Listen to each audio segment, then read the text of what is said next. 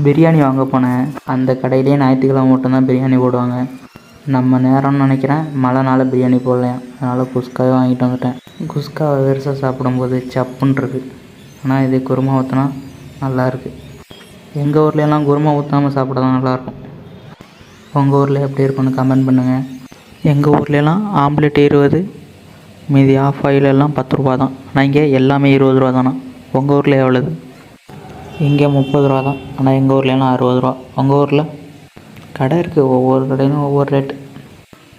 யார் யாரெல்லாம் வேறு வழி இல்லாமல் குஸ்கா சாப்பிட்டுக்கிட்டு இருக்கீங்க? ஞாயிற்றுக்கிழமை பிரியாணி சாப்பிட்லான்ட்டு இருந்தோம்.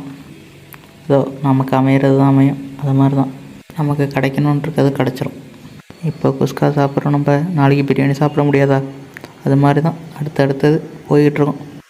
என்னடா இது வாழ்க்கைன்னு நினைக்காம என்னோடய வாழ்க்கைன்னு நினச்சி போங்க. உங்கள் பிறவி பயனை அடைஞ்சிடலாம்.